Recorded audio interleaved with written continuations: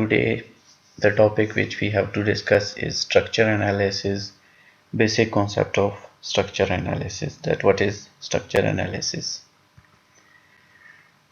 Definition: the prediction of performance of a structure under prescribed loads and or other external effect.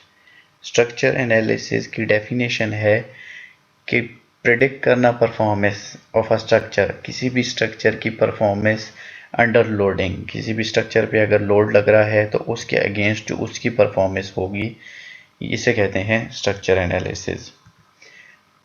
These performance characteristics are stresses, that is axial force, shear force and bending moment, deflections, support reactions. ये जो performance characteristics है इनमें हमारे पास stresses आती हैं जो कि जिसमें एक्सियल फोर्स आती है, shear force and bending moment. इनमें डिफ्लेक्शंस आती हैं और सपोर्ट रिएक्शन आती हैं.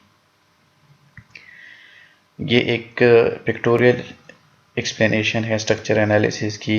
हमारे पास एक सिंपली सपोर्टेड बीम है, उसके ऊपर लोड लगेगा तो उसके अगेंस्ट जो इसमें स्ट्रेसेस प्रोड्यूस होंगे या डिफ्लेक्शंस आएंगी या जो हमारे पास सपोर्ट्स पे रिएक्शंस आएंगे, तो ये हमारे पास स्ट्रक्चर एनालिसिस है. Next, what is structure design? एक स्ट्रक्चर एनालिसिस है, एक स्ट्रक्चर डिज़ाइन है. Structure design: knowing the expected loads and span length of the members, finding the required material properties and cross-sectional dimensions is called design of structure. Structure analysis के बाद next step होता है structure design का. Structure design basically structure design में हम क्या करते हैं कि मटेरियल प्रॉपर्टीज़ फाइंड करना और क्रॉस सेक्शनल डायमेंशंस फाइंड करना स्ट्रक्चर एलिमेंट्स का. तो ये हमारे पास डिज़ाइन ऑफ स्ट्रक्चर या स्ट्रक्चर डिज़ाइन में आता है. Equations of equilibrium: The structure or its member is in equilibrium when it maintains a balance of force and moment. कोई भी स्ट्रक्चर या उसका कोई भी पार्ट या मेंबर इक्विलिब्रियम में रहेगा जब वो मेंटेन करेगा एक बैलेंस फोर्स और मोमेंट. मैथमेटिकली अगर इसको देखा जाए तो हमारे पास तीन इक्वेशंस ऑफ इक्विलिब्रियम है. पहली equation summation fx is equal to 0. इसका मतलब है कि sum of all forces in horizontal direction is equal to 0. Summation fy is equal to 0. Sum of all forces in vertical direction is equal to 0.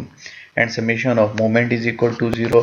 Sum of all moments at any point will be equal to 0.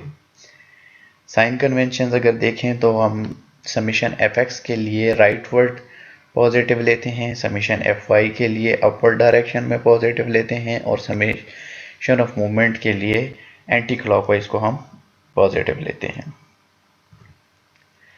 Internal loadings: in general the internal loadings acting at the cut section of the member will consist of normal force n, shear force v and bending moment m. Internal loadings हमारे पास किसी भी अगर कोई structure element है उसका section हम काटेंगे तो उस कट सेक्शन में हमारे पास जो इंटरनल लोडिंग प्रोड्यूस होंगी वो हमारे पास तीन किस्म की होंगी, जिसमें हमारे पास पहली नॉर्मल फोर्स है, second shear force and third bending moment.